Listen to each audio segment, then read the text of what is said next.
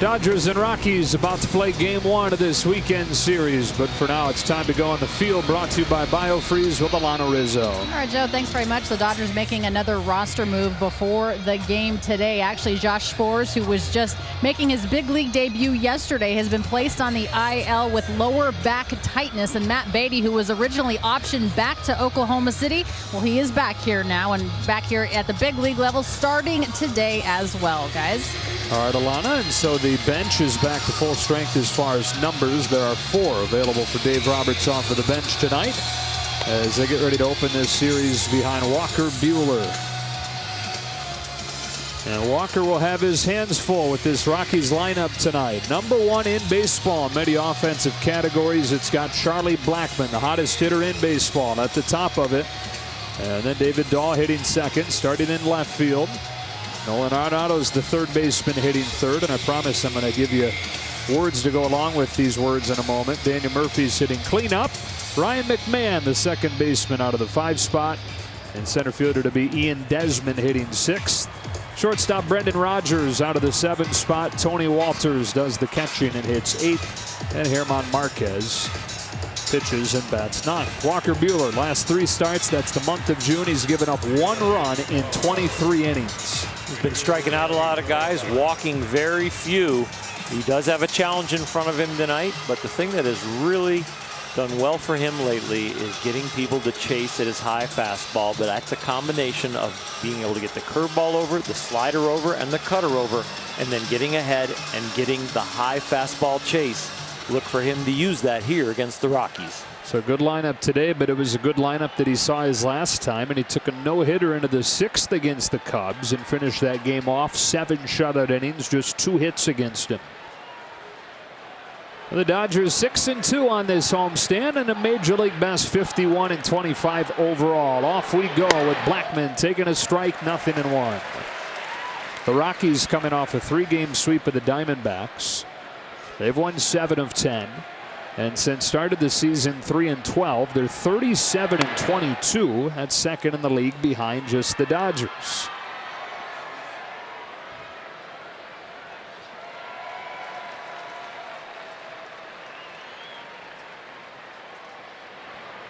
Charlie Blackmon ahead 2-1. He's reached in 30 games in a row. And besides reaching base in all 30 of those, he's hit for a ton of power as well, leading the league in slugging during that time. Here it's 2-2. Closed captioning brought to you by Howard's Appliances, your appliance specialists. That on-base streak interrupted by a quick IL stint. And there's some around the Rockies that think that that was the perfect thing for Charlie, who is a notoriously hard worker. Puts in extra hours in the season. The grind of the season can be tough on him. Buehler retires him with a 97-mile-per-hour fastball to open this night. 5 pitches, 4 fastballs, and a cutter.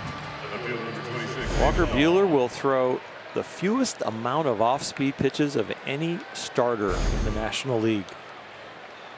11% of the time he changes speeds. The rest of it, you're going to get something hard. And one of the hardest fastballs in the league. 1 gone. Here's David Dahl. Strike 1. It is seemingly up and down this lineup that you find hitters that are not just having good seasons, but they're particularly hot right now. And Dahl is one of those guys. It's a breaking ball hit gently to second. Max Muncy. And look who's playing at first. Jock Peterson catches that throw. 2 out.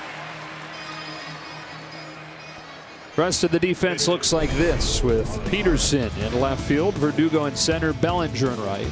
Turner's at third, Taylor's at short, Muncy the second baseman, and initially it was Matt Beatty in the lineup as the first baseman, but Jock Peterson, one day after he makes his first career appearance there, gets his first career start. Out early again doing defensive work.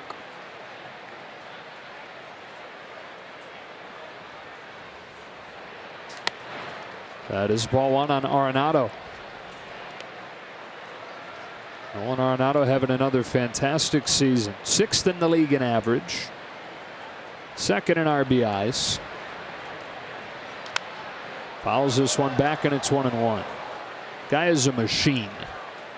For a long time, been one of the best players in the National League, one of the best players in the big leagues. Big long-term contract, and he is playing up to that level.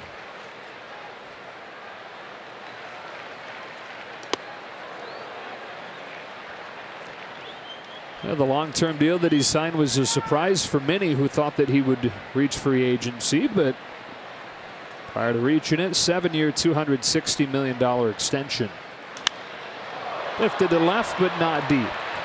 Matt Beatty's there, and that is a 1-2-3 first inning for Walker Buehler.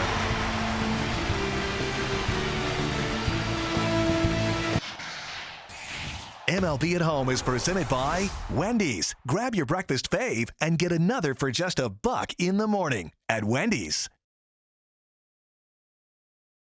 Here come the Dodgers with Jock Peterson to lead things off tonight. And then it'll be Alex Verdugo in center field hitting second. Turner's the third baseman. Bellinger, Muncy, Beatty with Chris Taylor at short and Austin Barnes catching Walker Buehler. German Marquez signed an extension this spring, 5 years, $43 million, and got off to a start fit for that contract with a sub-3 earned run average in April. That included a game where he finished one base runner from a perfect game against San Francisco. But here in June, Oral, he's struggling.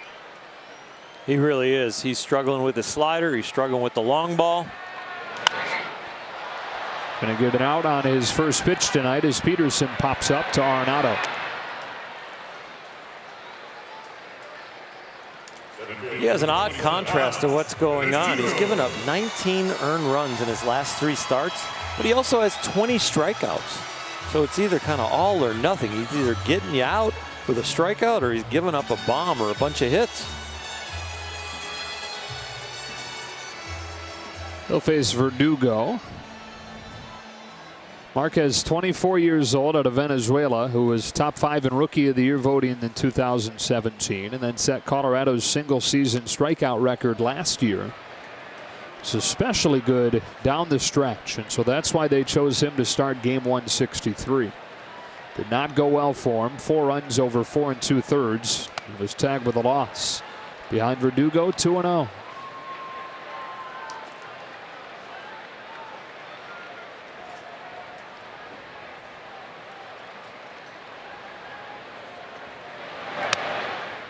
That caught the corner, 2-1.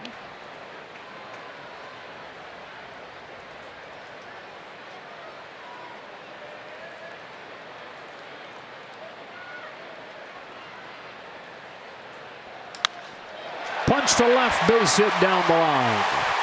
Alex Verdugo has the Dodgers' first hit of the night. It's a 1-out double.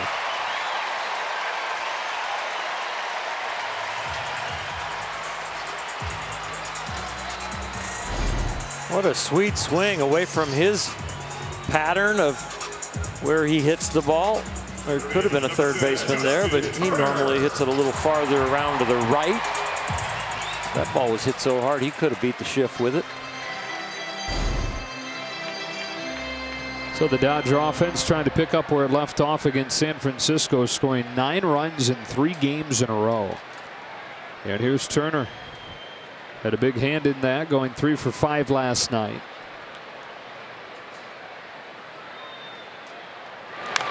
Fouled off, 0-1. The Dodgers almost hit 400 in that series. They almost had an on-base percentage of 450. Jarring because the previous 2 weeks were as sluggish as we've seen from the offense. As a team, they had a 6-6 stretch and scored just about 3.5 runs per game during that time.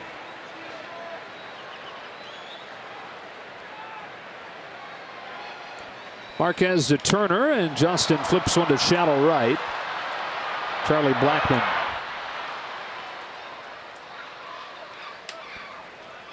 Defense for the Rockies, presented by Keck Medicine of USC. Dawn in left, Desmond in center. You just saw Blackmon making that play in right. Arenado's the third baseman. The rookie Rogers starts in short with Trevor Story on the injured list. McMahon the second baseman. Daniel Murphy's at first, and Tony Walters does the catching. With 2 gone and a scoreless first inning, here's Cody Bellinger. who rescued the game last night with his throwing arm and not from the outfield, being moved into first base. Swings and misses, strike one. Moved him into first base, hadn't been there in a while. A bunt situation, a very short bunt towards first base that he reacted really well to. Picked it up, gunned to third, and by an eyelash cut down the lead runner. First time he'd played there in 2 months.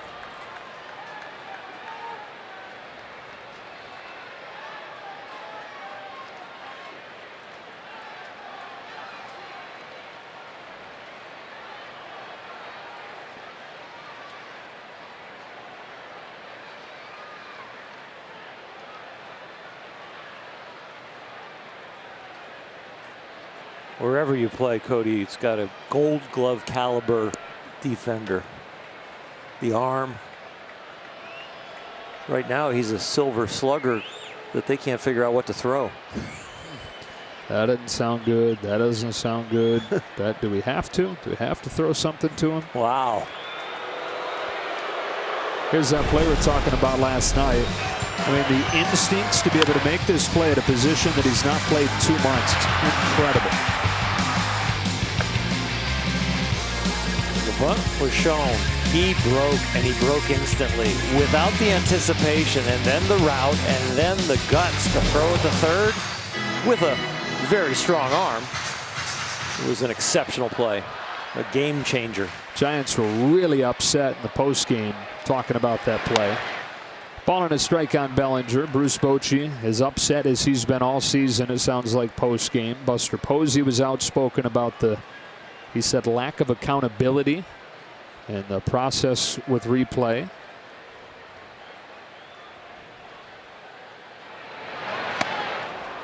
One ball and 2 strikes, which seemed like kind of some cumulative frustrations because it didn't look clear that he was safe. No, it didn't look clear. You couldn't. Justin Turner, as he's stretching, his foot is kind of guarding the runner's leg coming into the base, and you could not. And since the call on the field was out, the call stood. If the call on the field would have been safe, I don't think the Dodgers would have got it reversed. But they were able to get out of there with a 9-8 win in what was a very weird game. Felt like 3 games in one, you said. Yeah, you know, it's after the 4th, it's 6-0 Dodgers, and it seems like it's going to be a laugher. Through the 7th and 8th, it kind of a little bit boring, and all of a sudden the 9th. Bellinger swings and misses, all 3 strikes coming on Marquez's slider, and after 1, no score. Tomorrow can only be better with Wendy's breakfast. Win with a breakfast Baconator, honey butter chicken biscuit, sausage egg and Swiss croissant, or a maple bacon chicken croissant free with mobile order purchase. Tomorrow's looking good. Top 2, no score. First day of summer, although the weather didn't get the memo on that. You got a sweater on, huh? I do. 60s. 63 at game time about. Well, it's 68 up on the scoreboard, but maybe you should lose the sweater. Well, I was following my iPhone. That's ball 1 on Daniel Murphy. Must be 63 in Pasadena. Right. 63 in the booth. Heart of the order for the Rockies after Buehler went 1-2-3 in the first inning. 1 ball and 1 strike on Murphy. They signed to a 2-year contract this winter, and then he suffered a broken finger a couple days into the season, missed much of the first month, struggled in his first few days back, but like many of these hitters, has hit his stride and hitting .350 over the last month. Goes up to get this one, and a little pop-up that Chris Taylor sprints under, and foul ground makes the catch on what is not an easy play with where he started.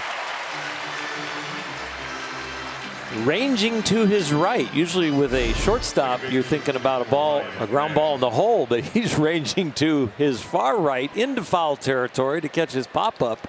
Not an easy sky right now, and not an easy place to catch it. You see, it surprised him a little bit there at the end. The depth perception is really hard with this sky right now. 1 gone. Ryan McMahon looks at a fastball strike. McMahon taking advantage of his biggest opportunity as a big leaguer. Part-time role each of the last 2 seasons, but at this point they're everyday second baseman. DJ LeMahieu now in New York playing for the Yankees, doing a great job. And McMahon entered this season sharing time there, but one of the many guys that has taken off.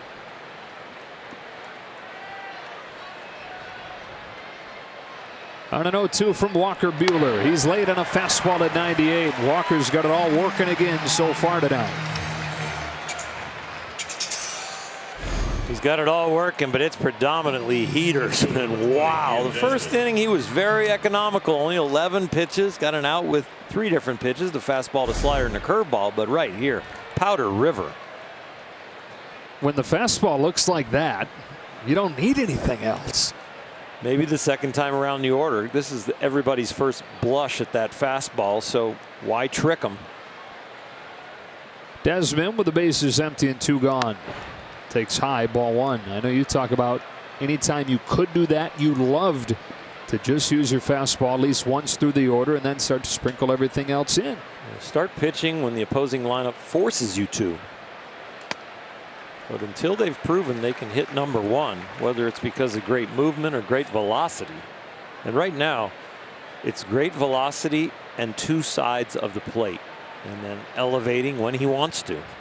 So it really is 3 pitches in 1.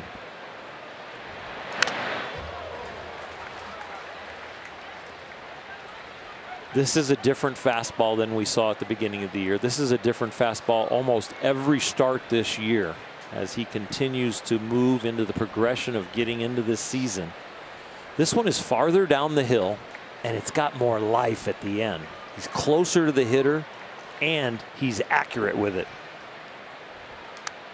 Desmond able to get a piece. It's like it jumps at the hitter at the last moment. It's special. It's fun to watch. And it's another night where very early on you start thinking, wow, okay. It's about as early as you can get. 2 outs in the second. But am I wrong? Nope. No hitter into the 5th against Arizona a couple starts ago. No hitter into the 6th against the Cubs. And if things go as planned and the stuff keeps looking the way that it does, there are going to be a lot of nights like this in Walker Buehler's career.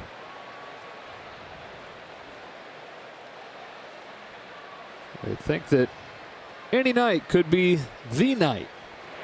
Fastball gets him looking, and 6 up, 6 down for Walker Buehler, who throws 12 pitches in the second, all of them fastballs. The Land Rover Performance Spotlight with the Dodgers at 31-9 through their first 40 home games. That is the 3rd best record in franchise history at this point, and the best one since 1899 when Brooklyn started 34-6 at home with a team that I don't want to say was cheating the system, but a little bit. They were horrible the year before. Ownership in Brooklyn and Baltimore combined, and they put most of the good players in Brooklyn, and that was the result. They won their first pennant that year. German Marquez to Max Muncy. Off we go in the second with ball 1. So Blackmon struck out his first time up in his attempt to extend his on-base streak to 31. Here's Muncy, his first opportunity to extend his to 30. And on this 1-0 from Marquez, he pulls it into right and does just that.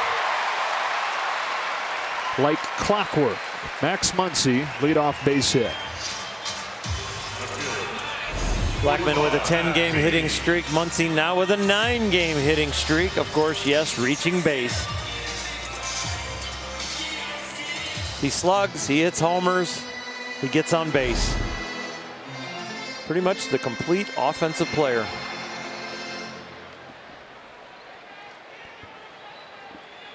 So the leadoff man on, and here's Matt Beatty.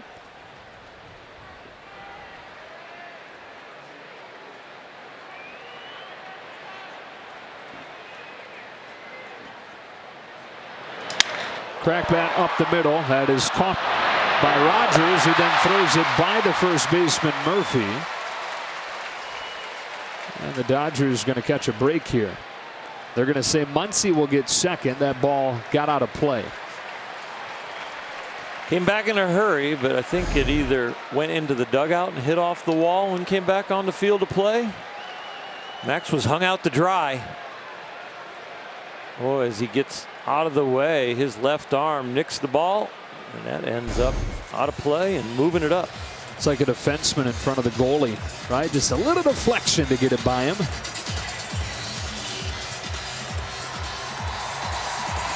But Black out not arguing, but really just giving the bench some time to take a look at the replay. What a job he's done, huh? As manager of the Rockies. Takes a very patient and great baseball man to manage in Colorado. It's a different game, your home games compared to your road games.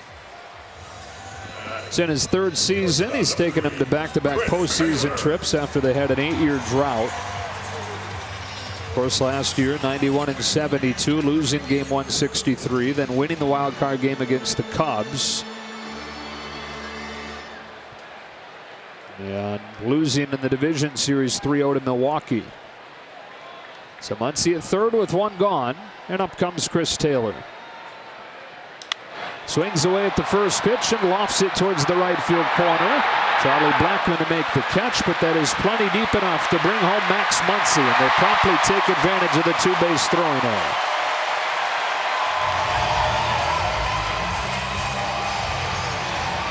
We probably won't say this again in the whole course of Max Muncy's career. His bat and his left arm scored the run. A right-handed thrower, but it was the left arm going up to protect himself from the throw back to first where he was hung out to dry. That deflection gave him 180 feet over to 3rd base.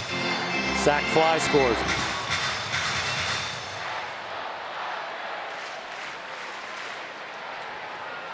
So the Dodgers strike first, and here's Barnes with the bases empty and 2 gone, taking a strike. What a big day for Barnes, not just with the obvious fact that he had 3 hits, but that it came a few days after he implemented his new swing. Much simpler, much quieter, and his first 3-hit game since opening day. His interview with Alana was revealing about some of the changes he's been making. As he said in one of the comments about it's about getting into the ground and staying in the ground. And so eliminating the leg kick a little bit and getting that foot down sooner, but not only getting the foot down, but probably keeping his knee flex and keeping his angles so that the weight of his body is in the ground sooner, so he can feel that power and quickness.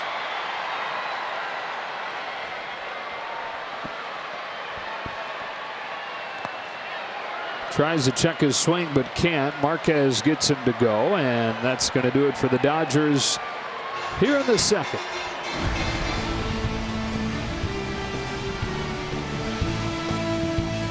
Tomorrow can only be better with Wendy's breakfast. Win with a breakfast Baconator, honey butter chicken biscuit, sausage egg and Swiss croissant, or a maple bacon chicken croissant free with mobile order purchase. Tomorrow's looking good. Dodger baseball is always live with MLB at Bat. Follow the action with game tracking and video highlights, along with up-to-the-moment stats, standings, breaking news, and more. Download MLB at Bat today. It's your #1 app for Dodger baseball. This is a good Rockies lineup that could strike at any moment. Still could, but you used the words, Oral, during commercial after Buehler's 2nd. Awe-inspiring. It is awe-inspiring because we've seen plenty of pitchers go out there and throw the ball somewhere between 95 and 98 miles an hour. But what Walker is doing, his delivery is not that big of an illusion. It is mystifying, but it's mystifying for me because of the life on the fastball, not the delivery. It's not a herky-jerky motion. His delivery is pretty much the same speed as the ball coming out. Brendan Rodgers leads off this inning. He's late on a fastball that was perfectly placed. It's life and its placement. 96 on the edge. He might throw another one out there, but the next one might move 3 or 4 inches to the left or right. Jeez.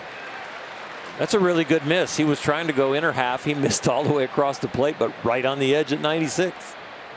19 of his first 25 pitches have been that fastball. He's back home with an 0-2 to the rookie Rogers, who fouls it off and will do it again. They saw these Rockies on that opening road trip of the season, limited them to a David Dahl home run over 5 innings, but this is a different guy than the Rockies saw. Different guy than anybody saw really over that first month, as he had the slow build up in spring training, and essentially his build up continued into the regular season.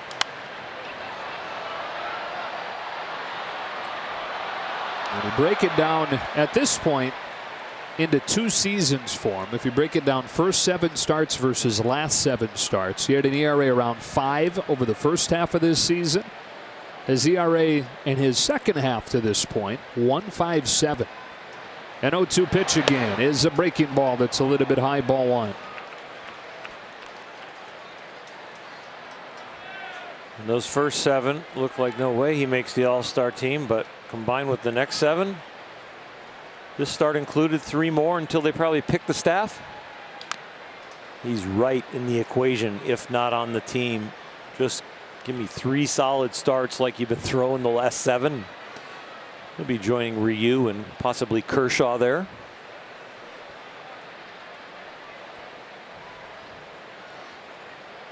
Got ahead of Rogers 0-2, having a bit of a tough time putting him away. Here's the 7th pitch. Back to the fastball and fouled again. Oh, there are those numbers we were talking about.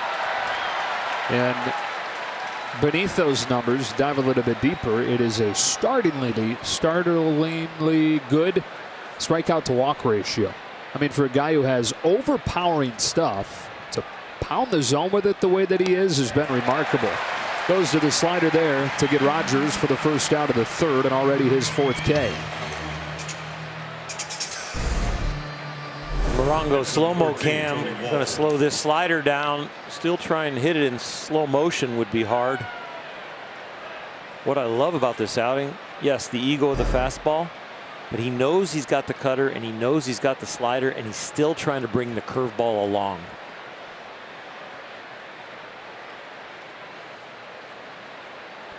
The 8-hitter and catcher Tony Walters takes strike 1 with the fastball. There really are no breaks in this Rockies lineup this season because Walters, the catcher, has been exceptional. A .311 average, best among National League catchers. And that had been a weakness for him over the last couple of seasons in terms of batting average at the catcher position. In the case of Walters, he hit .170 last year.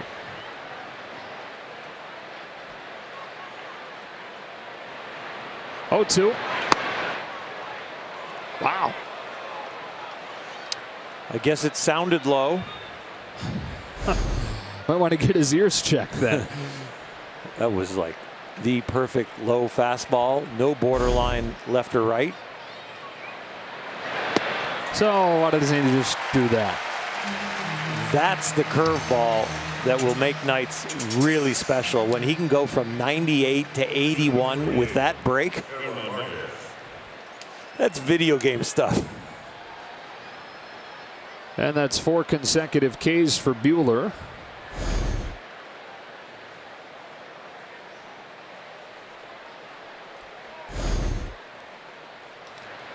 And strike 1 on Marquez, who won a Silver Slugger last year, hitting .300.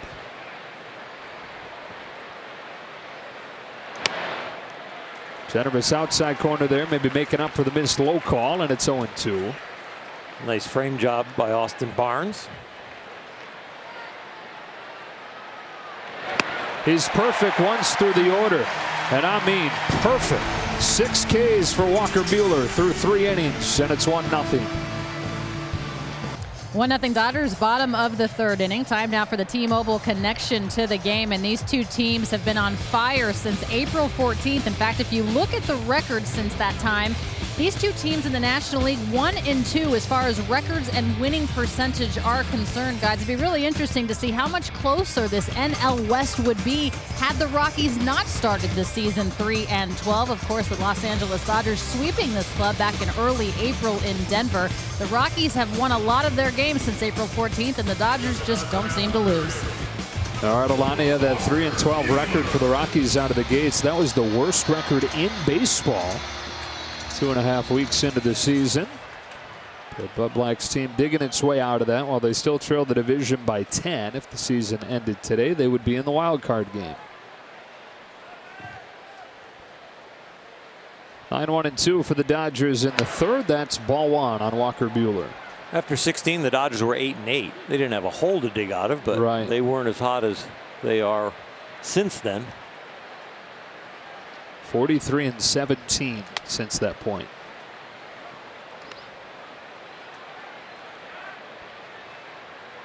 (51-25) overall by 6.5 games. That's the best record in the National League. That's fouled, and it's 1-2. They've got a chunk of Walters.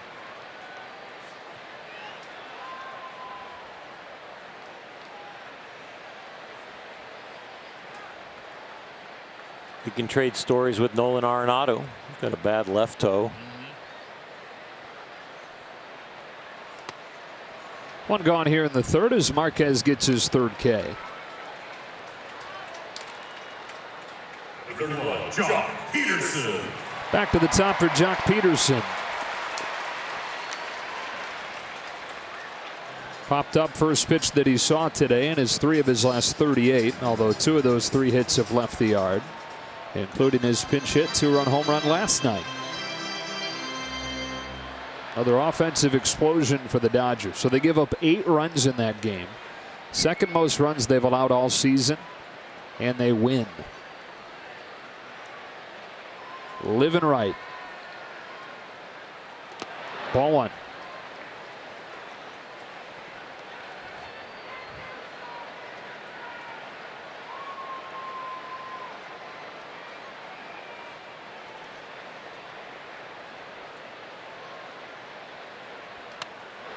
Two and 0.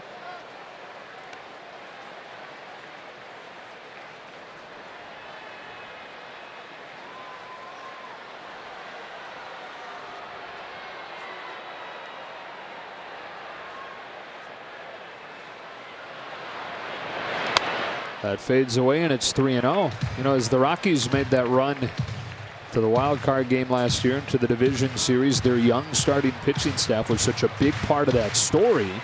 And there are a lot of questions coming into this season. Could they repeat it? Well, thus far, the answer has been no in a big way. They've been the worst rotation in baseball. That's on the corner and a strike. And Jock's going to have to pick that bat back up. Kyle Freeland to finish top 5 in Cy Young voting. He's in AAA right now. And struggling with his mechanics and his location. He's been walking a lot of guys down in the minors, but they're not worried about the results. They're worried about getting his delivery back together and his confidence. On a 3-1, Peterson loads up and fouls it 3-2. John Gray has a .418 earned run average. That is the best in the Rockies rotation. And the Rockies don't need to have the best starting staff in the big leagues to be a championship team. They just need some starting staff that's kind of middle of the pack or slightly above middle of the pack, because their numbers are going to get skewed at home. Strike 3 called on Peterson. Took a long walk back to the dugout as Marquez is able to come back and get him after falling behind 3-0. He's not going to be sending Chad Fairchild, the home plate umpire, any birthday gifts. And that'll be fine, because I don't think Chad's sending Jock anything.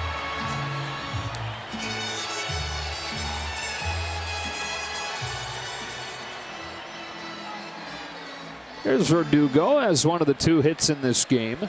A double in the first.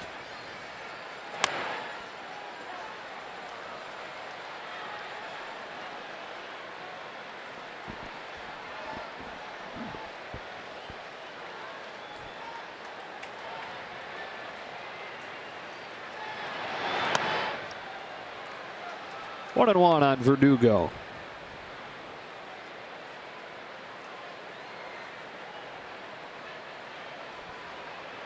On the next one, he swings and pulls the liner to a well-positioned Rogers to finish off the third, and we go to the fourth in a 1-0 game. Tomorrow can only be better with Wendy's breakfast. Win with a breakfast Baconator, honey butter chicken biscuit, sausage egg and Swiss croissant, or a maple bacon chicken croissant free with mobile order purchase. Tomorrow's looking good. Time now for the Carl's Cam, and it is all about Walker Buehler, who is perfect once through the lineup with 6 Ks. Electric fastball, mixing in either of the breaking balls when he needs it, but really right now he doesn't need them unless he just wants to embarrass the hitter. And while he's had good numbers against the Rockies, especially lately, that game 163 win and 5 solid innings back in April, he didn't strike anybody out in game 163 against the Rockies. And he only had 4 when he saw him back in April. They get strike 1 on Charlie Blackmon. And right away, second time around the order, changing the sequence. So predominantly fastballs to Charlie in the first at bat. First pitch, cutter.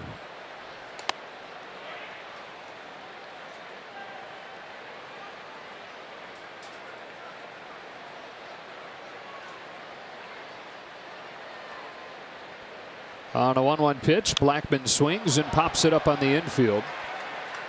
See if Peterson has room. This is a little more what he's used to, running under a pop-up and making the catch, and Blackmon the first out.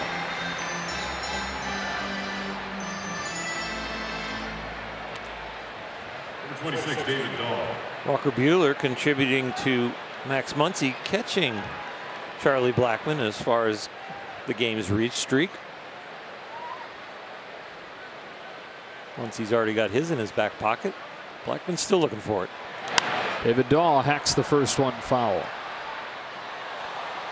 So the Rockies have 1 run against Walker Buehler this season, and it came on a Dahl home run. David hitting .380 over the last month.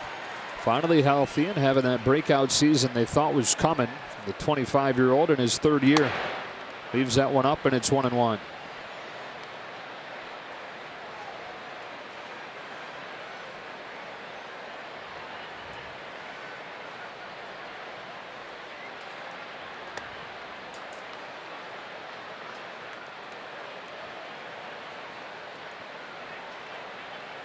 Having a little meeting with himself back behind the mound right there after that breaking ball.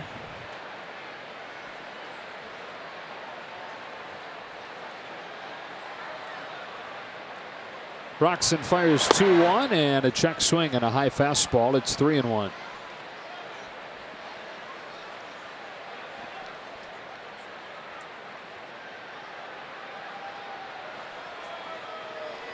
First 3-ball count Buehler has had. His 3-1 is cut on and miss. A sharp cutter at 93, and it's 3-2. Austin Barnes flashed a 1. I just think this ball cut on its own. He wasn't attempting to cut it, but it was an awesome one. And now the payoff. Ground ball to Max Muncy. Able to battle back from 3-1 to get him 2 out. And it brings up Nolan Arenado, who's the only man to hit the ball out of the infield so far. And our Quicken Loans, our TD Ameritrade, the right call. His numbers since 2015 and his ranks in the National League. Over the last 5 seasons, nobody, not just in the NL, but in baseball, has hit as many home runs or driven in as many as Arenado.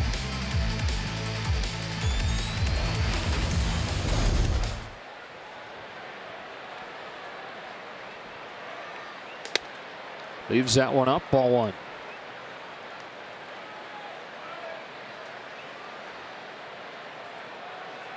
And Nolan this season got off to a very slow start by his standards. And that corresponded almost identically with the Rockies' slow start. That is a towering fly ball to left field that sends Beatty to the wall. Off the top of the fence and gone. First base runner of the game for the Rockies. is Arenado with a game-tying home run.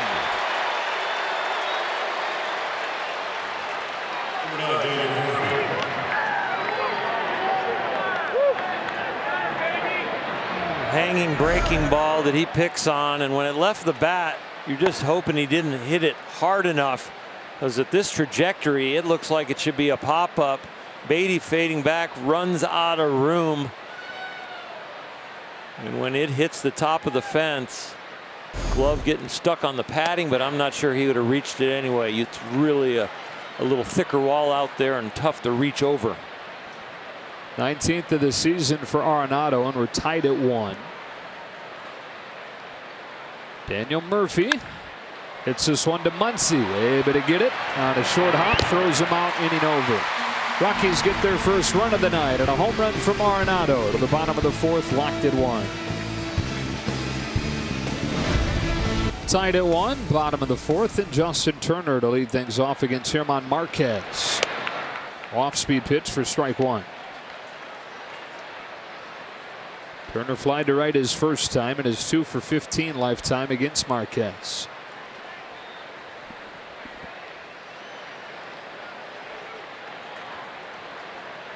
On an 0-1 pitch. That's a strike, 0-2. That side of the plate has been generous so far tonight.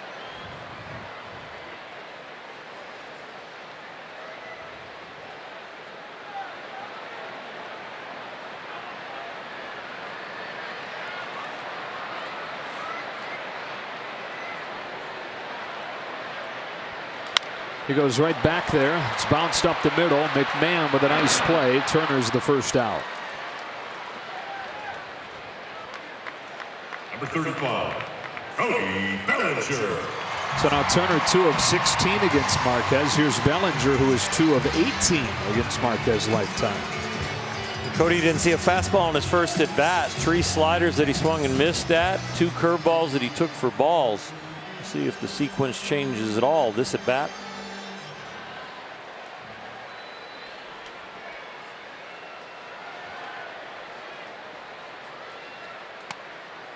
Yep. Fastball. Marquez's fastball's no slouch either. That one at 96. Surprising that it's hit at such a high clip. High 90s, good life to it, but opponents hitting above 300 against the heater.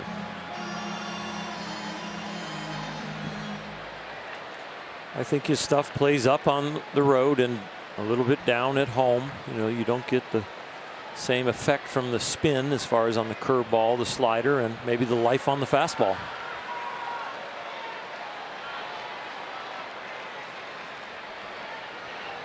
Here's his 1-1. Bellinger watches him miss. Ball 2. An attempt at a changeup right there at 88. Just kind of pushed it. That's why it ends up kind of high and away.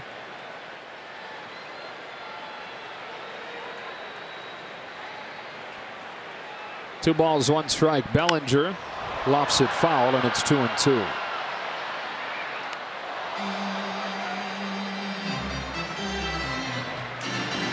He's second in home runs behind Christian Yelich. He's now third in RBIs. Came in tied with Arenado, sitting at 60.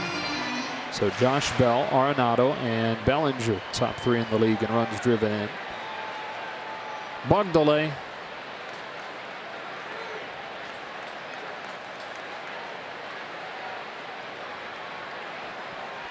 Two.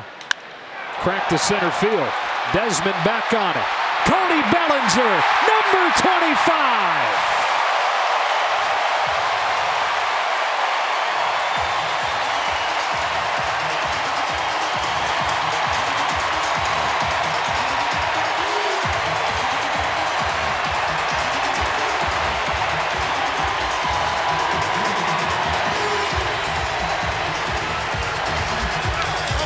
And they serenade him with the MVP chants as he puts the Dodgers back in front of the 4th. A target for an old hole, but this one leaks back. That hole doesn't exist anymore, but this one was right down the middle, and Cody hit it right back up the middle. With a pretty easy looking swing. I mean, he didn't try to hit that ball out. Matching his total from a year ago. And now ball one, no, strike one on Muncy. Chad Fairchild likes that side of the plate. I guess. Whether it's a left-handed hitter or a right-handed hitter. And he's letting Dave Roberts know, and somebody just got thrown out of the game. I hope it's not Justin Turner. And Dave Roberts coming over here to explain the voices. How can you discern who yelled that at you and then throw somebody out? And I think it is Turner. I think you're right. And they only have 3 bench players tonight. No, they're up to 4 now with Beatty being called up. That's pretty sensitive for a man in blue to toss Justin, because that would be the first words out of his mouth, and nobody in the stands knows it. We've seen some really good restraint from umpires this season, with some pretty strong arguments coming from both sides. That is the opposite end of that spectrum. It's Chad Fairchild, who has a really good reputation. He's been a full-time umpire since 2010. He's done the postseason a bunch. A quick trigger, it appears, on Turner. And now Fairchild gonna wait until Turner vacates the dugout. Justin still can't believe that it's him. That's what you should do if you're the player. Stay there and make him re-identify you. And Justin's even going to be madder when he goes in and sees it on TV and how liberal a strike call it was, that it wasn't over the plate. Not his or Max's. And signaling the safe sign there was no visit because of the delay.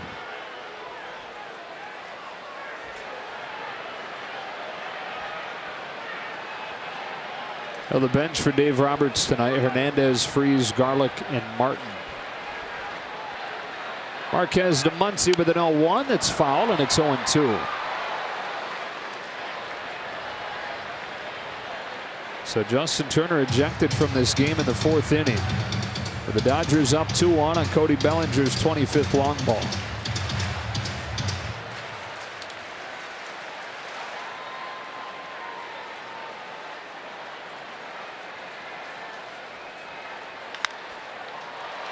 Softly bounced to Brendan Rodgers. Muncy's out number 2.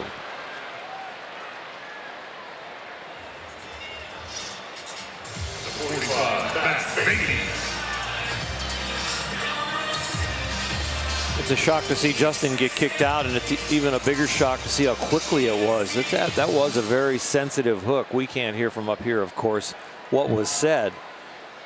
But I have heard in person a lot of things said that people never get kicked out for. It's just kind of part of the game, and it seemed like that should have been just part of the game.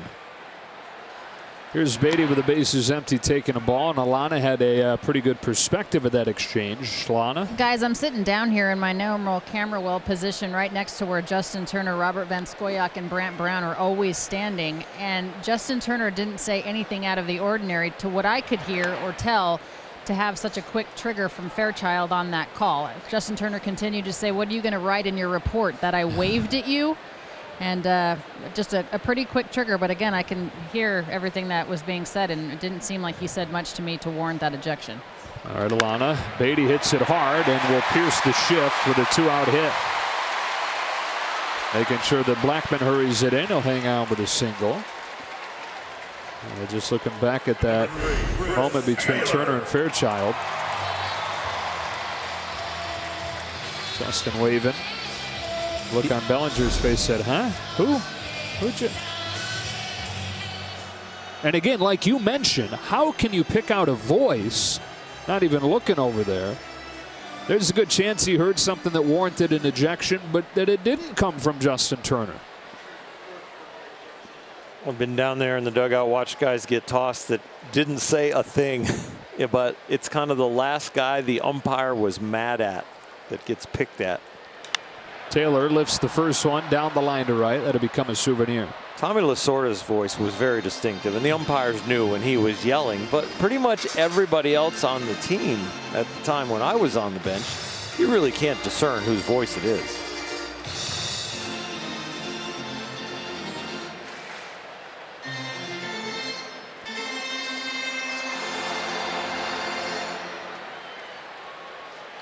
0-1 on Taylor. Drove in the first run of the game with a sacrifice fly in the second.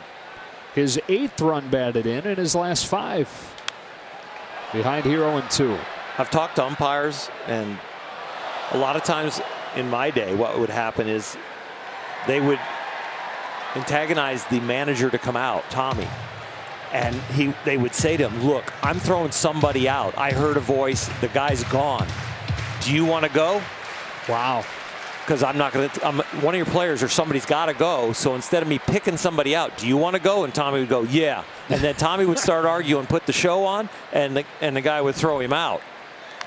And that was the way that the umpires were protecting the roster, and Tommy was protecting the roster. That's like put a coin in him and watch him go. Somebody's going. Somebody's going. Yeah. So, Tommy, do you want to go? Because I'm taking Guerrero, or I'm taking Sachs, or I'm taking Hatcher, or I'm taking Hershiser. And Tommy's like, no, I want to go. And he'd he'd put the show on. He'd live for that moment, right? Oh, yeah. Another 0-2, and Taylor swings through it. That's that for the Dodgers in the 4th, but Cody Bellinger's 25th home run of the season puts the Dodgers right back in front. It's 2-1 as we go to the 5th at Dodger Stadium.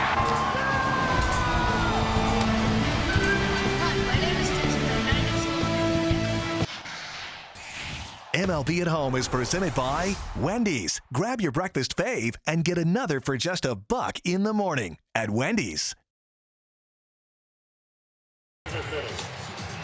The Force is with Hyunjin Ryu and can also be with you if you purchase a Star Wars night ticket package at Dodgers.com/Star Wars. Be sure and bring home this exclusive Hyun Solo bobblehead only at Dodgers.com/Star Wars. Check this thing out. It is as good as advertised. Bad meaning good. It's really, really good. Really cool. And it's even better knowing the kind of year he's having pitching. Ridiculous. Yeah. Untouchable bobblehead. He looks like he's about to pull the gun out with his right hand, protecting his pitching arm. Smart. Get a better look at him for you. Yeah. There we go. Don't put his face like right by mine. Fouled off 0-2 on McMahon. Like okay. We'll do the bobbling.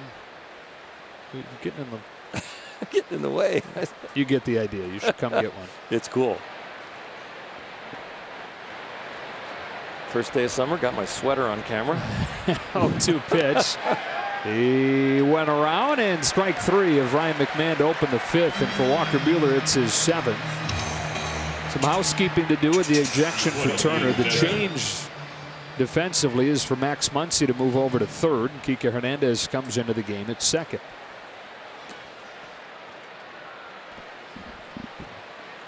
And here's Ian Desmond. Well, the bottom 5 in the order for the Rockies is now a combined 0 for 6 with 6 Ks. Desmond fouls off a fastball 0-1.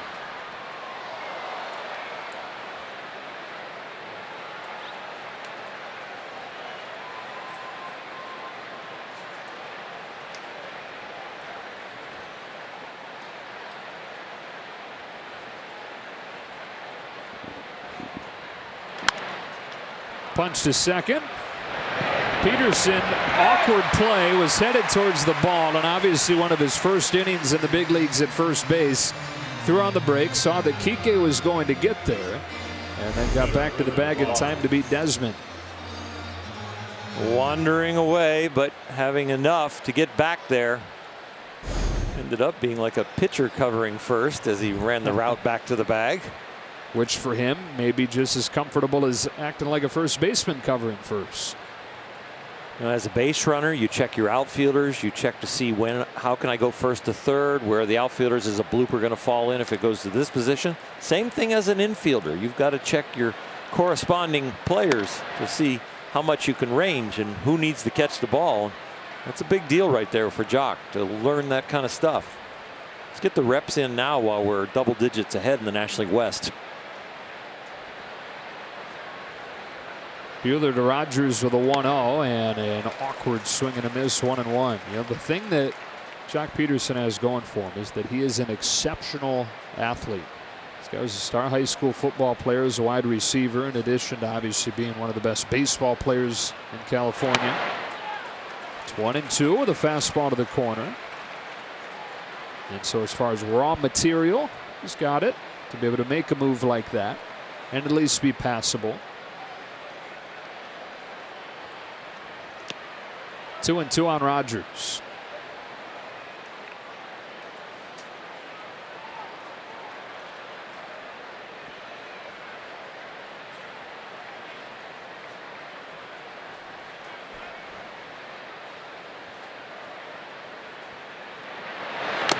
And another strikeout for Walker Buehler. He's given up just one base runner over the first 5 innings. What a night he's having. Bookend K's here in the 5th. Halfway home at Dodger Stadium. Tomorrow can only be better with Wendy's breakfast. Win with a breakfast Baconator, honey butter chicken biscuit, sausage egg and Swiss croissant, or a maple bacon chicken croissant free with mobile order purchase. Tomorrow's looking good. Dodgers 2, Rockies 1 to the bottom of the 5th inning here in Game 1 of this weekend series, with Austin Barnes to lead it off against German Marquez.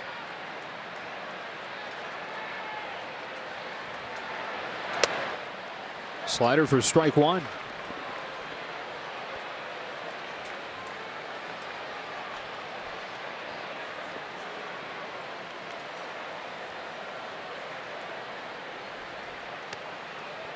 Ball and a strike. Marquez 5 Ks so far. Walks have been somewhat of an issue for him in recent starts. Hasn't issued any of those yet. Dodgers getting their 2 runs on 4 hits. On this 1-1 pitch, Barnes checks a swing, but a strike called. 1-2.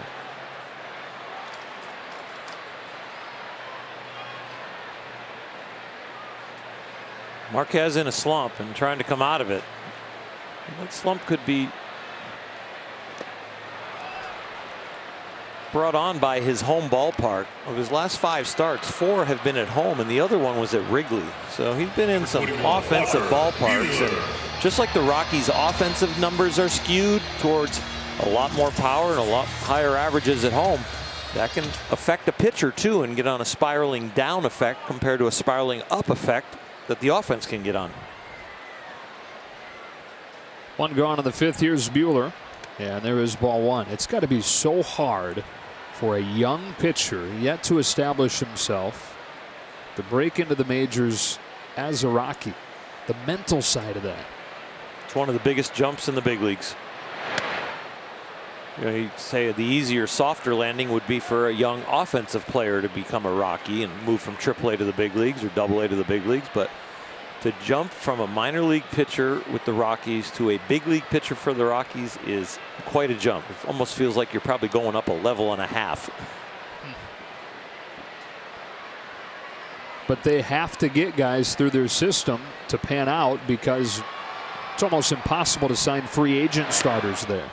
That's a strike, and it's 1-2. Who is going to choose to go pitch half their games at Coors Field? The place that I can relate it to is Texas. They're building a new ballpark, but the current ballpark in Texas is such an offensive park with the wind blowing out the right and the jet stream and the heat.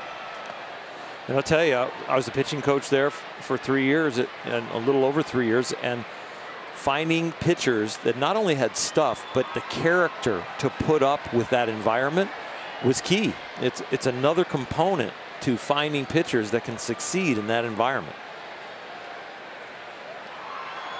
Because you are not rewarded for all your best pitches. Sometimes they get blown out. Sometimes routine fly balls turn into home runs. 2-2. 2 out. Been a lot of talk about the Rockies perhaps trading for a starting pitcher or 2. And here they are. If the season ended today, which obviously it doesn't for a long time, but right in the middle of the wild card picture. Division going to be tough for the Dodgers, already opening up the 10-game lead.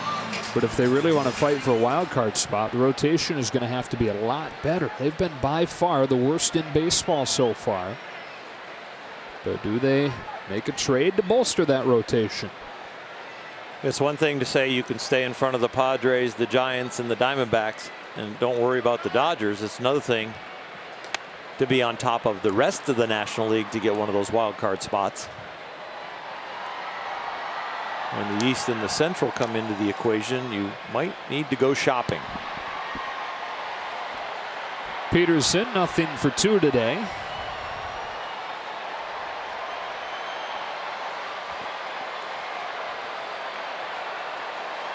You know how I can't figure out is the San Diego Padres. Seems like every time you go a few days without checking what they're doing, they've totally changed what they're doing. It's a pop-up left side. Arenado will make the play, finish off a 1-2-3 inning. Most recently, the Padres hot. They've won 4 straight going into a series in Pittsburgh tonight.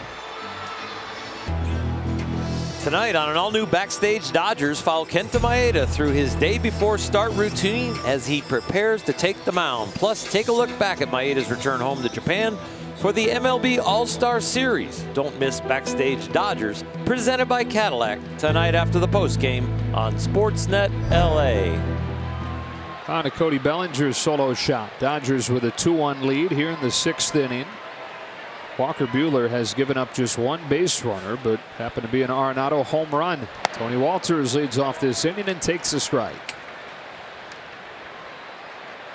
8 Ks over 5 for Buehler. His career high, in case you're wondering, came against the Rockies last year. Struck out a dozen. Season high is 11.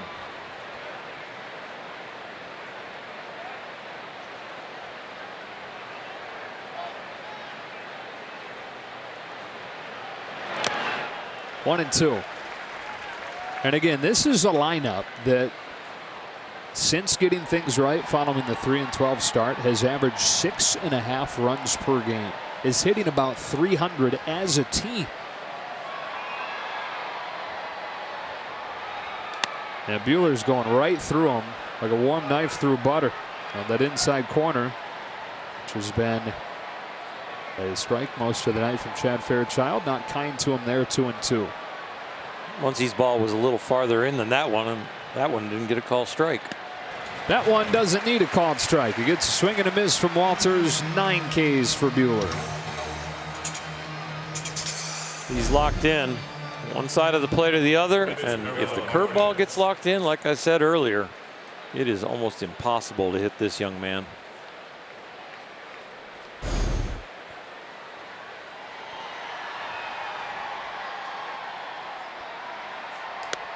A strike on Marquez.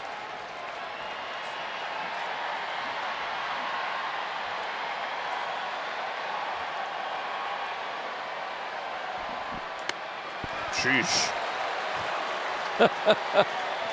I love it. This is where you need picture-in-picture to have our faces every once in a while after a pitch. There's just not much you could say. Or can I just say Droosh again?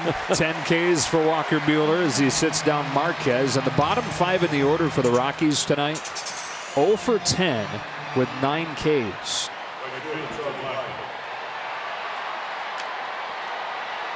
They haven't stood a chance. And you know what? He's striking out that many people, and his pitch count's only at 69. That tells you even more how efficient he's been.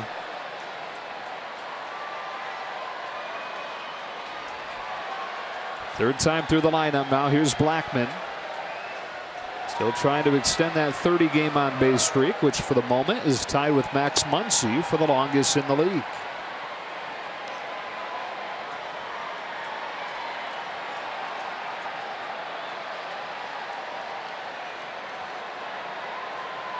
On a 1-0 pitch, Blackmon takes a strike. Some of the folks around the Rockies say that they haven't seen anything like this in a long, long time as far as how hot Blackmon has been for this long a stretch. Lifts this ball to deep right field. Bellinger to the corner. Tie game. On-base streak extended, and the game tied at 2 as Charlie Blackmon hits his 18th.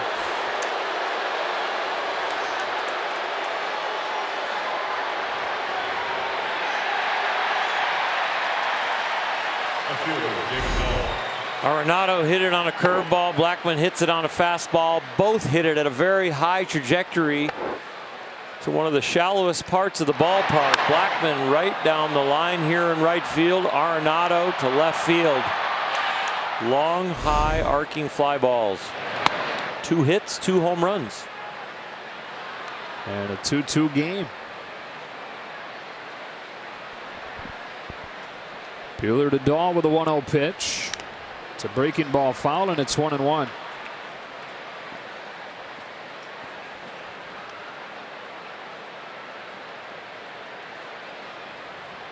So Charlie Blackmon, not just the on-base streak, but now an 11-game hitting streak where he's hit 8 home runs.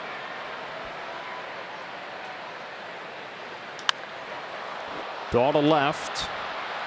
Beatty, does he have room? Looks like it in the corner. And the side is retired, but the Rockies tie it back up on Blackmon's home run. To the bottom of the 6th, it's 2-2. Tomorrow can only be better with Wendy's breakfast. Win with a breakfast Baconator, honey butter chicken biscuit, sausage egg and Swiss croissant, or a maple bacon chicken croissant free with mobile order purchase. Tomorrow's looking good. Bottom of the 6th, we are all tied up at 2 apiece. The primary voting for the All-Star Game election ended today, and both Cody Bellinger as well as Jock Peterson are the 2 Dodgers representatives that could be starters for the outfield for the 2019 Midsummer Classic. Charlie Blackmon received the 4th most votes among outfielders, either the 9 guys that will compete, 3 of which will get starting spots. Now the starters election begins on Wednesday, June 26th at 12 p.m. Eastern. It ends on Thursday, the 27th at 4 p.m. Eastern.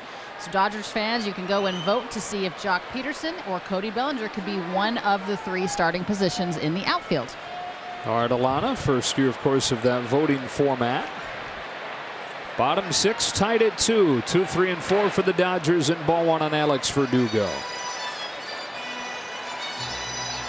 Well, we go from a weird and winding game last night that really felt like 3 games within 1 to kind of a tighty one tonight. Locked at 2 in the 6th. A tighty one where strikeouts have been the story. 17 of the 33 outs recorded in this game, of the first 33 outs, strikeouts.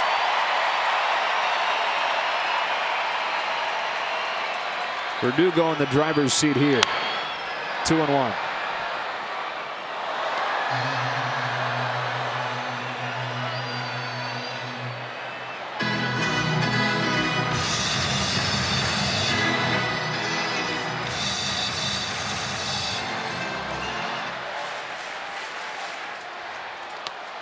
Chase there, 2-2. Something Alex does at a lower rate than any other hitter in this lineup. 1 for 2 tonight. Leading off the 6th in a tie game, and in a 2-2, he pulls it sharply to Mcmahon. 1 gone. You know, mentioning the 2 types of games that we've had last night and tonight, one of the things I appreciate about this Dodger team, as dominant as they've been this year, when they do get in these tight games, they don't look like they have not exercised that muscle. They don't look like the dominate team, the boom or bust team that all of a sudden you get in a tight game and they don't know how to play that type of game. They look like a complete team. First at bat for Kike Hernandez, who fouls it off, and it's 0-1. No matter what type of game they're in, they look like they can take care of it. They understand productive outs now. They understand no chase. They understand putting the ball in play. They got the long ball. They got the RBIs. Fly to right, but not deep. And Charlie Blackmon will retire Hernandez, who, just to reiterate, if you happen to just be joining us, is in the lineup at this point in Justin Turner's spot. Turner was ejected by home plate umpire Chad Fairchild, and we're still not sure why. It looked like a little wave and hello got him thrown. Somebody on the bench said something. It wasn't Justin, and then as Fairchild looked over there, Justin kind of waved at him like, yeah, we're over here. And it's going to be an interesting report to the league that somebody got kicked out for waving at an umpire. Bellinger looks at strike 1. His home run gave the Dodgers a short-lived 2-1 lead. Number 25 of the season. Here it is on StatCast AI, presented by AWS. And here he takes the ball. It's 1-1. Very rhythmic swing. It wasn't one of his aggressive kind of violent swings. It was just a solid swing that he knew it was gone. High drive, center field. Back goes Desmond onto the track with room as this one comes crashing down, and it stays tied at 2 through at 6. Bunch of strikeouts, bunch of home runs in this game, and tied at 2 as we go to the 7th already. And Nolan Arenado leads this inning off against Walker Buehler, taking high ball 1. Arenado has one of those home runs. It bounced off the top of the wall in left field for the first base runner of the game for the Rockies, with 2 gone in the 4th. Only 2 base runners total tonight, but both those hits have left the yard. There was Arenado's and there was Blackmon's to tie it in the 6th. Here's Arenado's. Breaking ball. One of the few off-speed pitches that Walker has thrown, and a rare one that gets hit for a home run.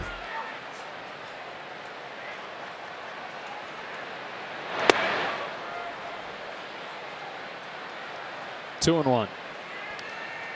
At the very least, Walker Buehler giving the Dodgers some length on a night where they really needed it. If you include Julio Urias as part of the bullpen, even though he started yesterday, last 2 games, Dodger relievers have thrown 17 innings. That's foul, and it's 2 and 2.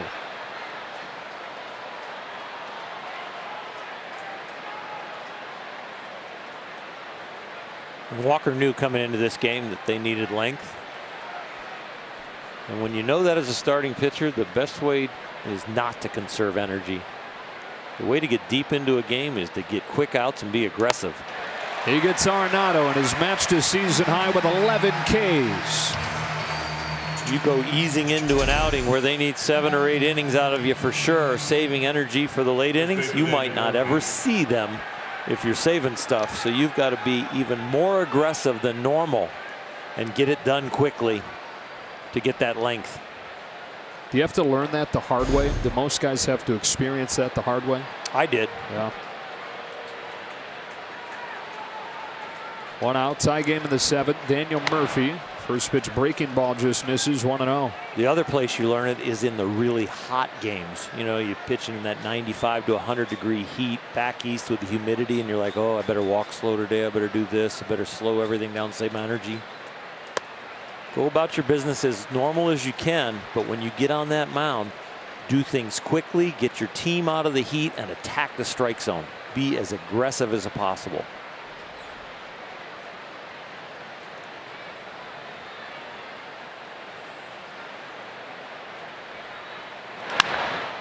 Towering fly ball, but he got under it. And this is no big deal for Cody Bellinger, who makes the catch. 2 gone. Been a little funky tonight on a couple of the fly balls, I think, for both of us up here. Arenado and Blackmon, their home runs didn't seem like a sure thing off of the bat. Bellinger's fly out to finish last inning off of the bat looked like a sure thing to go than those 2. Yeah, you're sure right, and the sounds were about the same. It seemed like the exit velocity was real close, but Bellinger's didn't go as far as we anticipated. McMahon down the line to left, but it peels out of play. But the one thing Bellinger's was, it was to one of the deepest parts of the park, and Arenado's was needed to go about 365, and Blackmon's needed to go about 340. Bellinger's needed to go closer to 380, 385.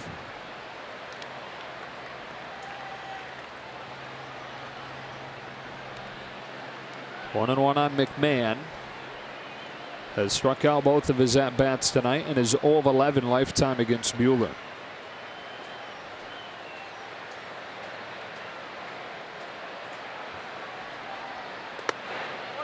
A little bit high, ball 2.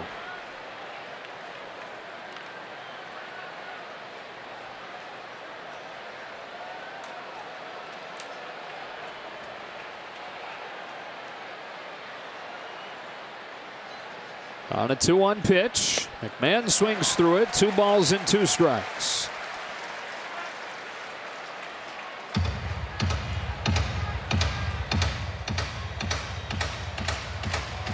Breaking ball in the dirt. Fastball up the ladder. Breaking ball in the dirt. Did he go? He did, and Walker Buehler with a dozen strikeouts tonight, matching a career high. 2-2 game as we stretch at Dodger Stadium. Tomorrow can only be better with Wendy's breakfast. Win with a breakfast Baconator, honey butter chicken biscuit, sausage egg and Swiss croissant, or a maple bacon chicken croissant free with mobile order purchase. Tomorrow's looking good. Dodgers with 1 in the second, 1 in the fourth. Rockies solo runs in the fourth and the sixth, and we're tied at 2 to the last of the 7. Joe Orlandolana and Max Muncy to lead off this inning against German Marquez. He's making by far his best start here in June. That drops a little bit low. Ball 1 on Muncy. Marquez came into this game with an ERA north of 10 this month, but appearing to get back to the form that he had early on this season here tonight. 24-year-old out of Venezuela whips a 1-0, and Muncy sprays it foul, 1-1.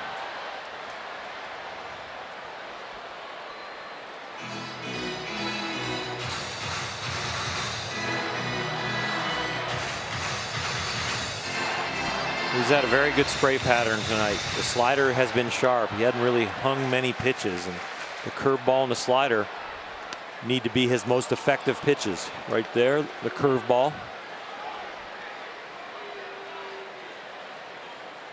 Really the weakest pitch as far as competitively has been the changeup. Fastball's had good action and velocity.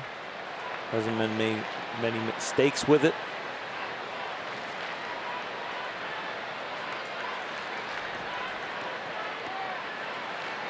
Rocky's been giving multiple signs, no matter if there's a man on second, third, first, nobody on. 1-2. That can be for 2 reasons. The multiple signs with nobody on. Keep your pitcher in a rhythm, thinking that way. Instead of it being a shock, all of a sudden a man on second, what signs are we using? We just use them throughout the whole game. The other reason is a little bit more devious. A 2-2 pitch, and Muncy swings through it. Strike 3, 1 gone. Dodger fans, nothing says Independence Day like hot dogs and fireworks. This July 4th here at Dodger Stadium. Treat yourself to both when the Dodgers take on the Padres, a 6:10 start with holiday fireworks presented by Budweiser after the game. For tickets, visit Dodgers.com/promotions. Hot dogs, fireworks, and baseball. Just need some apple pie. Yeah. Scoop of ice cream, a la mode, on top of it. Yeah. A 2-2 game in the 7th. Here's Beatty, who is 1 for 2. It's one of the 4 hits for the Dodgers against Marquez. He misses low with the first pitch slider. Strikeout of Muncy was number 8 tonight for Marquez. He signed when he was 16 out of Venezuela by the Tampa Bay Rays. And it came to the Rockies in the Corey Dickerson deal. That's popped off of the hands into shallow right center field. Desmond comes on and puts it away, 2 out. And Marquez now in his 3rd full major league season.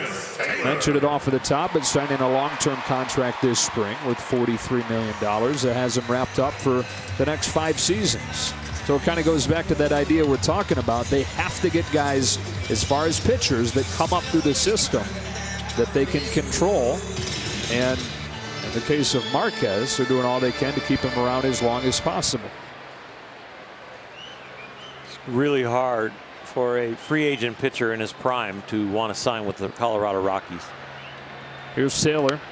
Strike 1. The veteran you're going to get that has the character to come to Colorado and put up with the rough games that are happening, maybe a lot more often than you're used to, is the guy that's probably on the tail end of his career thinking about, this is one of my last opportunities, and you know what, I'll go there.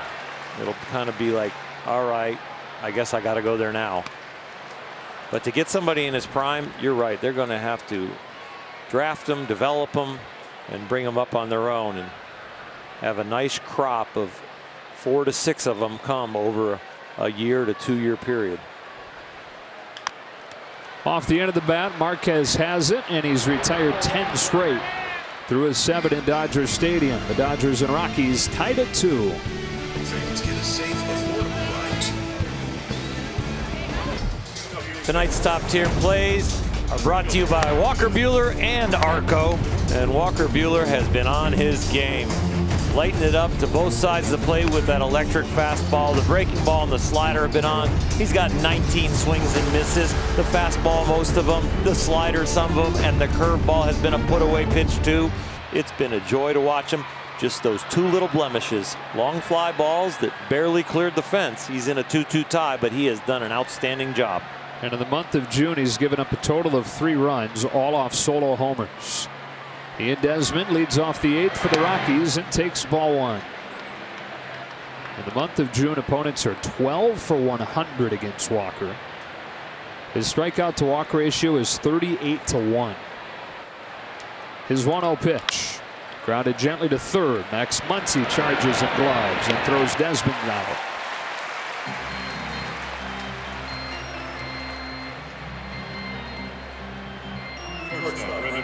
And now Rogers. Buehler's at 90 pitches.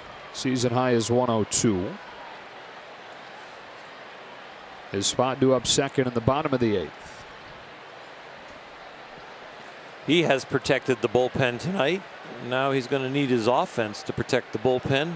Get a run so there's no extra work down there. First one to Rogers is tap foul.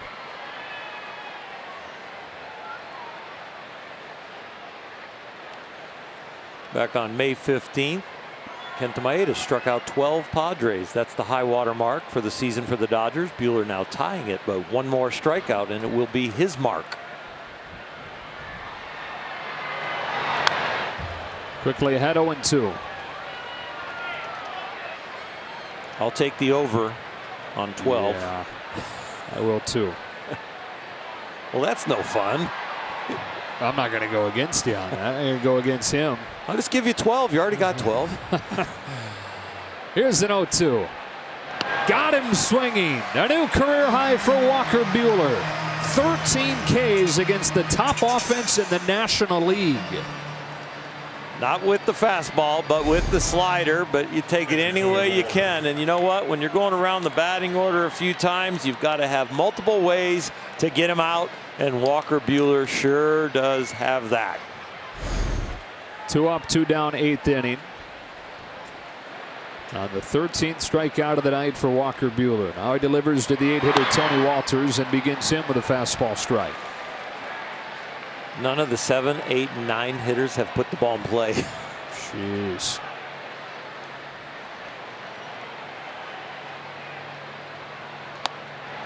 Oh, 2. Still. I'll take the under again.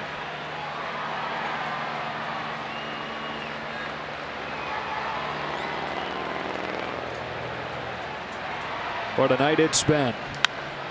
Popped up left center field. Matt Beatty's there.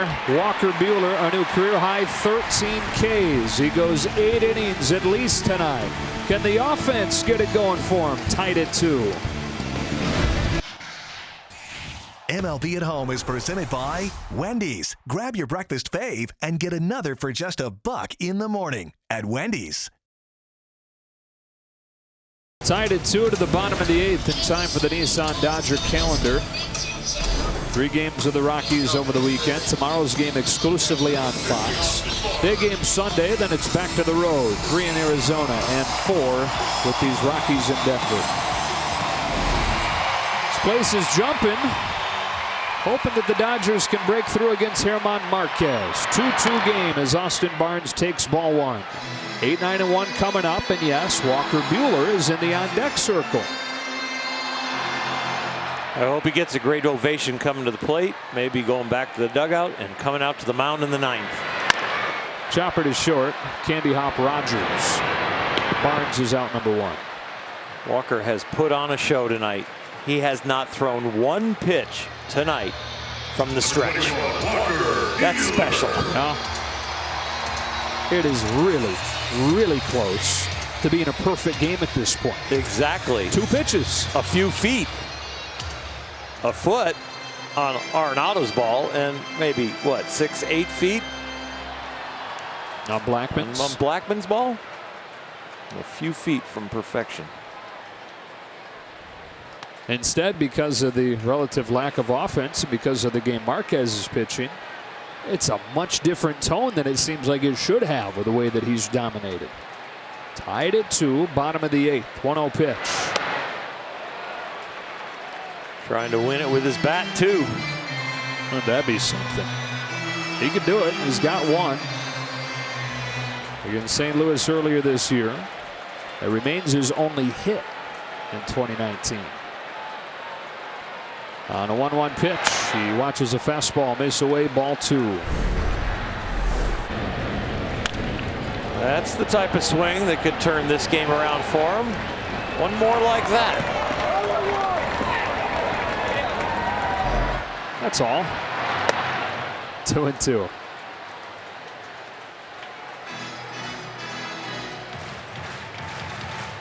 Pitch count at 88 for Marquez. Looking ahead to the 9th inning, his spot is due to lead off. And then Blackmon, then Dahl.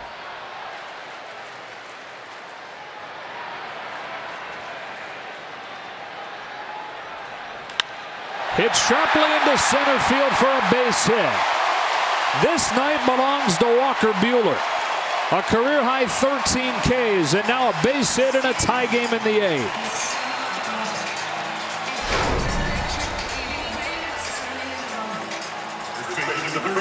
Contact, little shortened up swing. We saw some more aggressive kind of home run swings, but that swing he barely completed. After contact, the bat came to a stop, but he hit it right in the right spot. Now all he's got to do is steal second and get driven in. Again, that's all. Well, he's in scoring position already because Jock Peterson is at the plate. Jock has one more single this year than he does homer. 21 singles, 20 home runs. Tied at 2 in the 8th. Peterson takes very high, ball 1. How explosive has this start to the season been for Jock Peterson as far as the long ball? Remember his rookie season, how big of a deal that early tear was? He didn't hit number 20 as a rookie until June 29th. He got number 20 this year, yesterday. Go ahead, run it first. Here's a 1-0. And ball 2. His rookie year, he was playing off against lefties at times too, right, early in the year. So this is in less at bats, but predominantly right-handed pitching.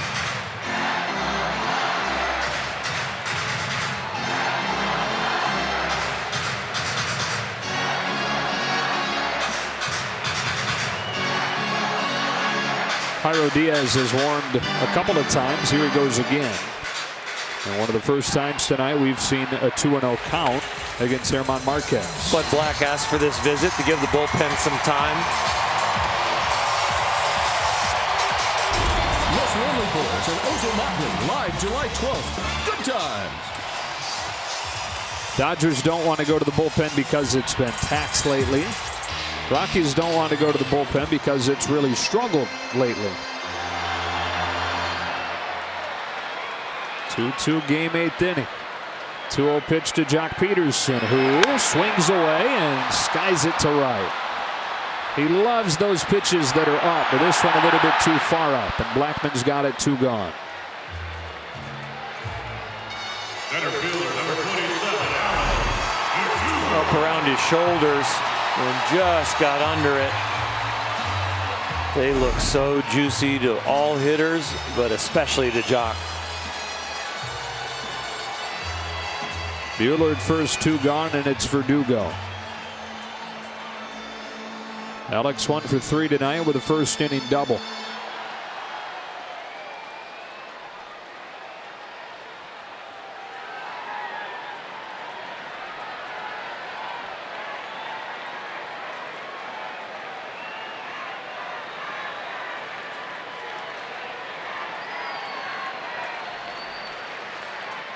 September call-up 2017. Alex's first big league home run came against these Rockies. It's Adam Ottavino. He's got 5 long balls this year. Swings away at the first pitch here, and a little tapper to first that Murphy will take to the bag to end the 8th. On to the 9th, tied at 2. Tomorrow can only be better with Wendy's breakfast. Win with a breakfast Baconator, honey butter chicken biscuit, sausage egg and Swiss croissant, or a maple bacon chicken croissant free with mobile order purchase. Tomorrow's looking good. Tomorrow's Probables brought to you by Audi. It's Peter Lambert out of San Dimas High School facing off with Hunt Jin Ryu and his Major League Best 126 earned run average. Again, that is a 4 o'clock game exclusively on Fox. Ryu throwing the ball better and statistically better than any pitcher in baseball, and it will be fun to watch him pitch tomorrow. Walker Buehler tonight, he's the best pitcher on the Dodger staff. He's the one with the ball, and he has thrown the ball in a tremendous manner. 13 Ks, career high, tied at 2 as we go to the 9th inning. And the 2 runs are the only 2 base runners against him. We talk about him being very close to being perfect. 2 swings the difference, 2 swings and about a foot right there as Arenado homered back in the 4th, and then in the 6th, Blackmon with a little more distance to spare. They're about 16 feet from perfection. No pitches thrown from the stretch. So he is still in the windup right now. Night officially over for Marquez as Raimel Tapia pinch hits and looks at a fastball high 1-0. First pitch of Walker Buehler's career in the 9th inning. He's at 97 pitches now. Again, his season high is 102. His career high is 105. That's a strike of the knees, 1-1. 13 strikeouts, 6 with fastballs, 4 with curveballs, and 3 with sliders. He's had everything working.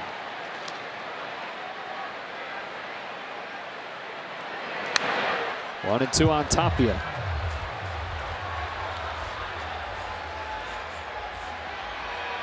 Next pitch will be number 100 for Walker Buehler, who as a junior at Vanderbilt had a 124 pitch complete game in the NCAA tournament. That, of course, was before the Tommy John surgery. That was with a ligament that was starting to fail, and he was pitching through pain that nobody knew about, including his head coach, who found out about it later and then ended up thanking him for how tough he was. Same guy that pitched with a broken rib for a few weeks last year. Outside and 2-2 on Tapia. And the Dodger bullpen, it's Pedro Baez. Margin for error, none.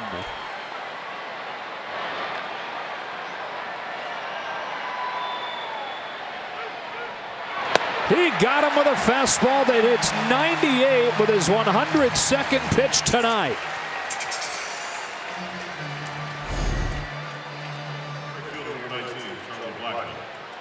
Feel like you're watching a young Tom Seaver, a young Nolan Ryan, a young Dwight Gooden.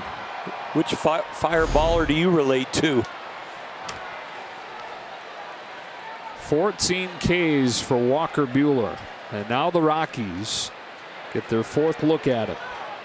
Charlie Blackmon extended his on-base streak to 31 games, hitting his 8th home run in his last 11. Here he corks a line drive base hit to right, and the first one that he sees. And the Rockies have the go-ahead run aboard in the 9th.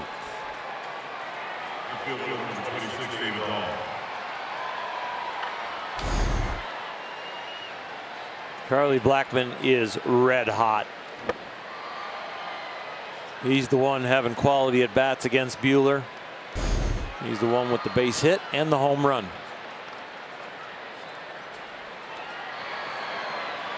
David Dahl, he's 0 for 3. Homered against Buehler back in April. Strike 1.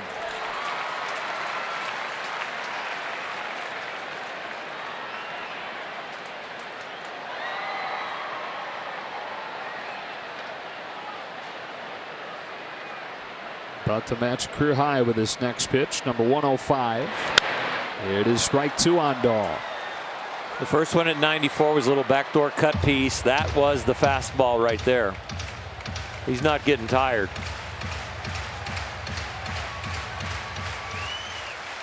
The fact that he's been in the windup almost the whole game, a lot less wear and tear from the windup than there is the stretch. Breaking ball that he offered at, and 15 strikeouts for Walker Buehler.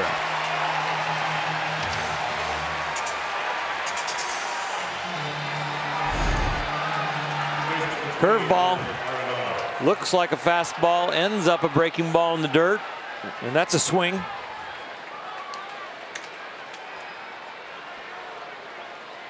And Dave Roberts not budging from that seat. Pedro Baez ready to go. Walker Buehler at 106 pitches, ready to face Nolan Arenado with a go-ahead run at first and 2 gone in the 9th. First one. Strike 1 to the top of the zone.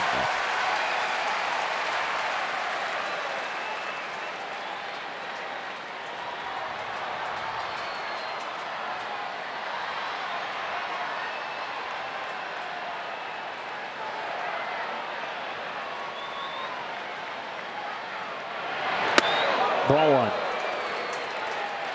A matchup you would pay to see, and you'd pay even more to see it in the 9th in a 2-2 tie. Man. This is a great advertisement for Major League Baseball right here. Buehler's 1-1 pitch. To the knees for strike 2.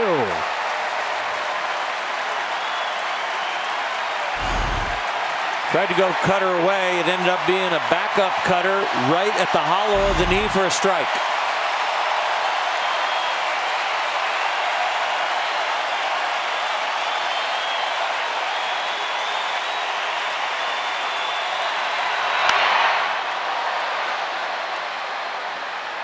Nolan doesn't get cheated.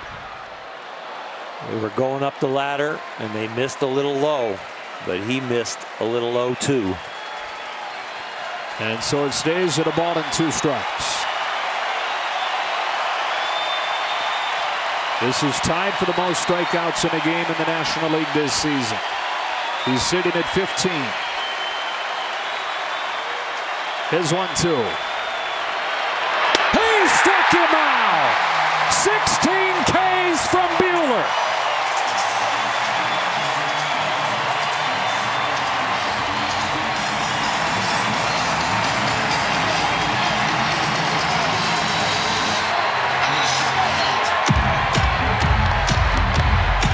Be one of the first 40,000 fans at Dodger Stadium tomorrow when the Dodgers host these Colorado Rockies and receive a Kike Hernandez jersey tee presented by San Manuel Casino. For more information, visit Dodgers.com/promotions. And now the Dodgers trying to get Walker Buehler what he deserves, and that is a win in this game. 16 Ks, the most by a National League pitcher in 2019. But the game is tied at 2 as it moves to the bottom of the 9th. And the pitching change brought to you by BioFreeze. Anybody but German Marquez at this point, with 8 very good innings from him. Here's Jairo Diaz facing Hernandez, Bellinger, and Muncy.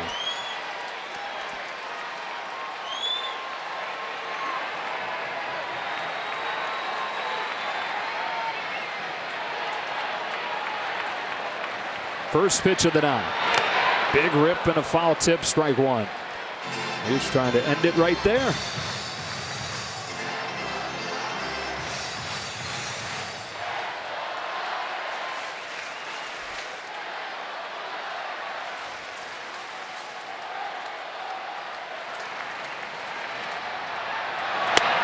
That's high, and it's 1-1 on Hernandez, who is hitting in Justin Turner's spot in the order.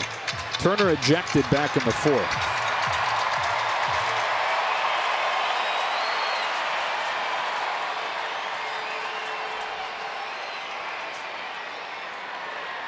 The 1-1 pitch.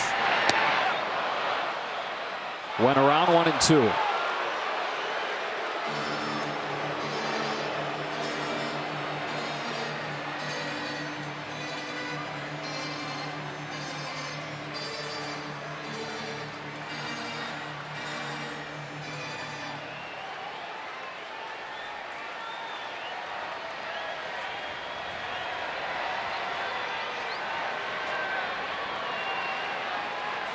One-two pitch.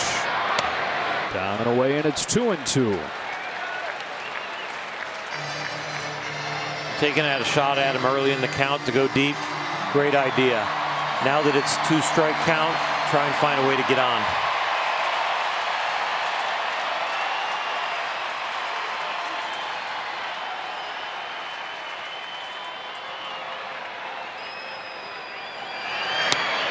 Couldn't lay off, one gone.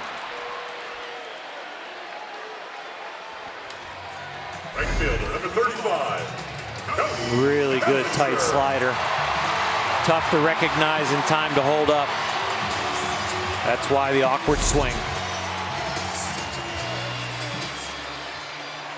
Cody Bellinger clubbed his 25th home run of the season earlier tonight.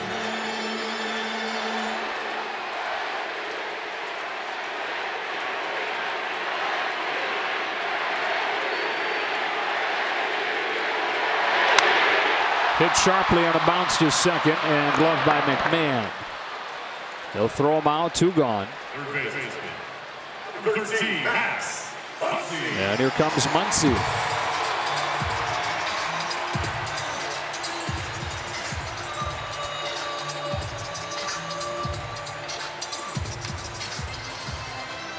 Max extended the on-base streak to 30 games earlier tonight with a base hit back in the second. It's one of the 5 hits for the Dodgers tonight. They got 1 in that second inning. So he came in to score on a sacrifice fly from Taylor, and they got 1 in the 4th on Bellinger's homer. Nothing since.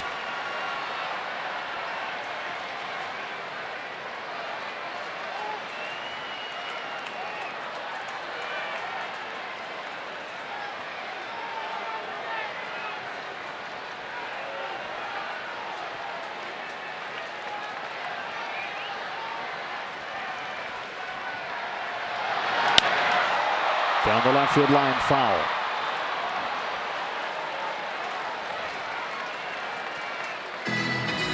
This lineup is so complete and so much power.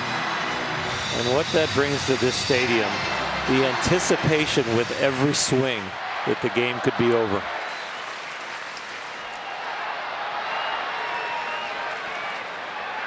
On this 0-1 pitch, Muncy takes it low and inside, a ball and a strike. Max has 17 home runs this season. It's good for 3rd on the team behind Bellinger's 25 and Peterson's 20.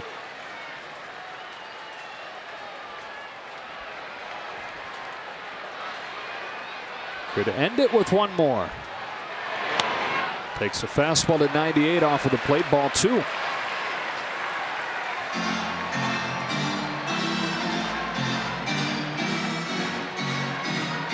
Muncy can get on. Matt Beatty will come up here in the 9th inning.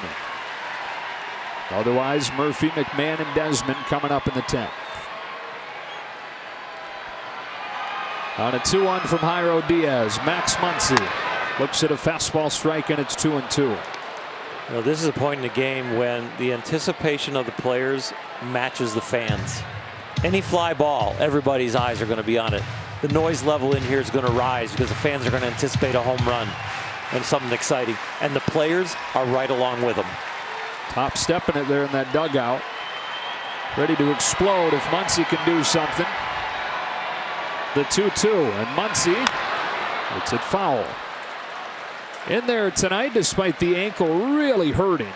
Fouled the ball sharply off his front foot in last night's game, but checked with the training staff. They said, look, we know that it hurts bad, but you can't hurt it any worse. And he said, say no more. I'm in there. Just tell me how to wrap it up. Tell me how to compress it. Make it feel as good as we can.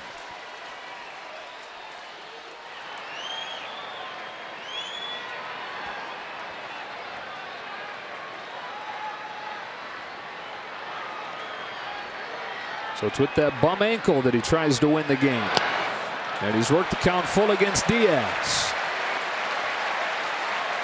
Bill Madlock used to say, a guy who won a lot of batting titles, slow feet and fast hands. That's the way you hit. Well, you get one off your puppies, that'll slow your feet down.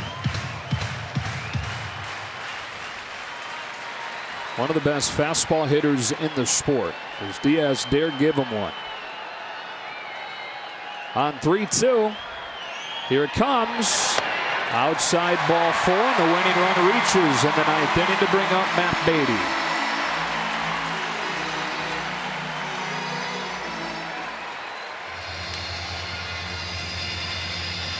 Number 45, Matt Beatty.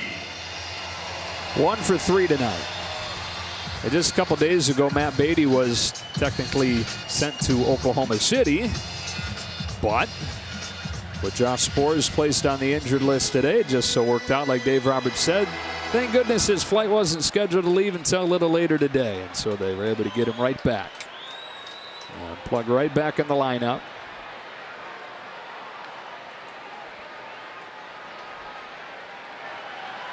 The rookie Beatty takes ball 1.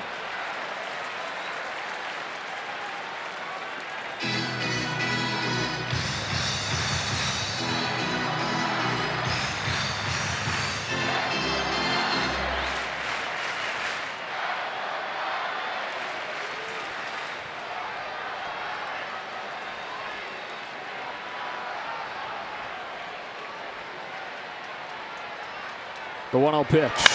Beatty drives the ball to center field and deep. At the wall. It's gone! Matt Beatty, walk-off home run! And the Dodgers win it 4-2.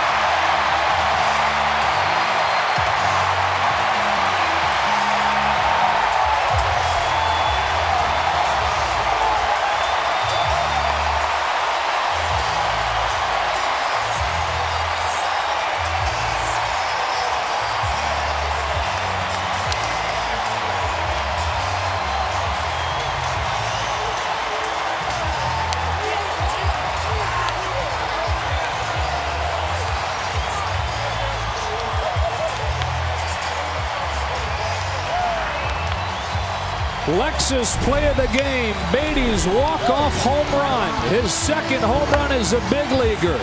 A bullet to right center that just gets over the wall. And his first day back in the big leagues, he joins Walker Buehler as co-heroes in this one tonight. His first will be the most memorable. His second will be the most exciting. And boy, did he deliver a blow that gave Walker the W, and these Dodgers walk off with one more win here at home.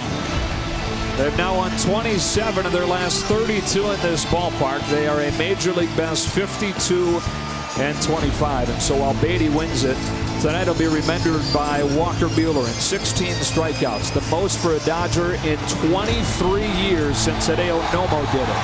For Oral and Alana and the rest of our crew, Joe Davis saying so long from Dodger Stadium. Stay tuned for Access Sportsnet Dodgers.